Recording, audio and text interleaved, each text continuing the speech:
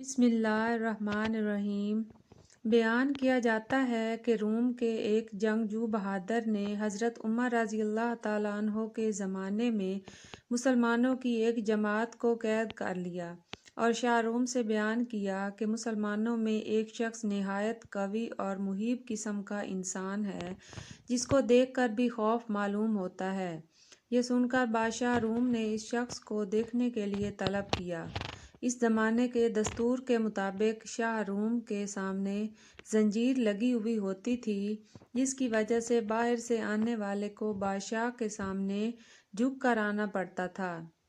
جب اس مرد مومن نے زنجیر دیکھی اور معلوم ہوا کہ اس کے نیچے جھک کر آگے جانا ہوگا تو اس نے بادشاہ کے پاس سامنے جانے سے انکار کر دیا۔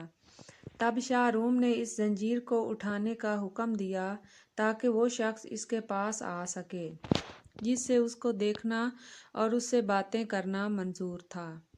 چنانچہ جب وہ شخص بادشاہ کے پاس گیا تو بادشاہ نے اس شخص سے کہا کہ تم ہمارے دین میں داخل ہو جاؤ تاکہ میں اپنی انگوٹھی تم کو پہنا کر روم کی سلطنت عطا کر دوں۔ یہ سن کر اس مرد مومن نے کہا کہ دنیا کا آخر کتنا حصہ تیرے قبضے میں ہے؟ بادشاہ کہنے لگا، دنیا کا تقریباً تہائی یا چوتھائی حصہ میرے قبضے میں ہے۔ ویڈیو میں آگے بڑھنے سے پہلے ہمارے چینل کو سبسکرائب کر لیں تاکہ ہماری ہر نئی آنے والی ویڈیو آپ تک بآسانی پہنچتی رہے۔ اس مرد مومن نے جواب دیا کہ اگر پوری دنیا بھی تیرے قبضے میں ہوتی اور تو ایک دن کی اذان کے عوض مجھے دیتا تو میں تب بھی تیری یہ دعوت قبول نہ کرتا، جبکہ تو اپنی سلطنت کے عوض میرا ایمان خریدنا چاہتا ہے۔ شاہ روم نے یہ سن کر دریافت کیا کہ اذان کیا چیز ہے؟ تو مرد مومن نے اس کے سامنے اذان کے کلمات پڑھے۔ یہ سن کر شاہ روم سمجھ گیا کہ اس کے دل میں حضرت محمد صلی اللہ علیہ وآلہ وسلم کی محبت سما چکی ہے، اس طرح کام نہیں چلے گا۔ یہ سوچ کر اس نے حکم دیا کہ ایک دیگ میں پانی کھولا کر اس شخص کو اس میں ڈال دیا جائے تاکہ کھولتے پانی میں پڑ کر اس کا کام تمام ہو جائے یا خوف کھا کر اپنے دین سے پھر جائے۔ چنانچہ حکم کی تعمیل کی گئی۔ جب اس مرد مومن کو دیگ میں ڈالا گیا تو وہ بسم اللہ پڑھ کر داخل ہوا اور حکم الہی کی برکت سے دوسری جانب سے باہر آ گیا۔ یہ دیکھ کر لوگوں کو اور بھی تعجب ہوا اور اس کے بعد بادشاہ نے حکم دیا کہ اندھیری کوٹڑی میں اس کو بند کر دیا جائے اور 40 دن تک سوائے خنزیر اور شراب کے کوئی چیز اس کو کوٹڑی میں نہ ڈالی جائے۔ چنانچہ اس کی تعمیل کی گئی اور جب 40 روز کے بعد کوٹڑی کھولی گئی تو لوگوں نے دیکھا جو کچھ اس میں ڈالا گیا تھا اس میں سے مرد مومن نے کچھ بھی نہیں کھایا۔ تو دریافت کیا گیا، آخر تو نے اس میں سے کیوں نہیں کھایا؟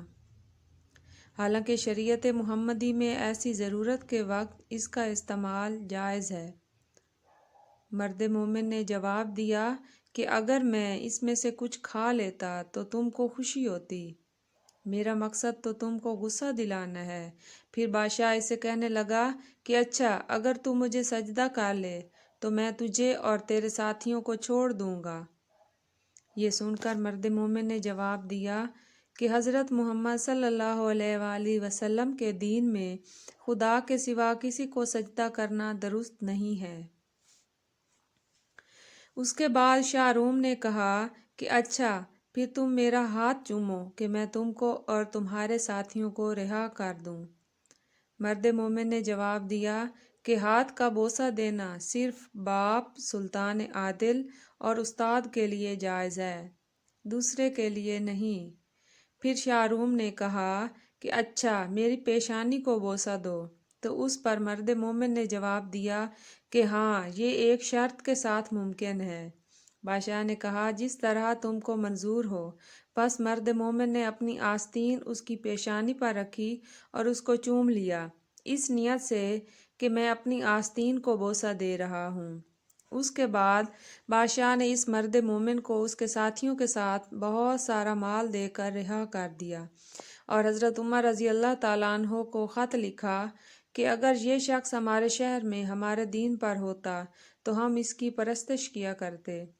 چنانچہ جب وہ شخص مرد مومن حضرت عمر رضی اللہ تعالیٰ عنہ کی خدمت میں حاضر ہوا تو آپ رضی اللہ تعالیٰ عنہ نے حکم دیا کہ مال سب کا سب اپنے حصے کے لیے مخصوص نہ کر لو، بلکہ اس میں سے رسول اللہ صلی اللہ علیہ وآلہ وسلم کے شہر کے لوگوں کو بھی شامل کر لو۔ یہ سن کر مرد مومن نے اس کی تعمیل کی اور جو عطیہ یا نذرانہ اس کو ملا تھا اس میں سب لوگوں کو شریک کر لیا۔ سبق: اس واقعہ سے ہمیں یہ سبق ملتا ہے کہ سچ ہے جو شخص ایمان و اخلاص کے ساتھ اللہ پر بھروسہ کرتا ہے، اللہ تعالیٰ ہر حال میں اس کی مدد فرماتا ہے۔ چنانچہ ہمیں بھی چاہیے کہ ہر موڑ پر صرف اور صرف اللہ پر نظر رکھیں۔ اللہ تعالیٰ ہم سب کو عمل کرنے کی توفیق فرمائے، آمین۔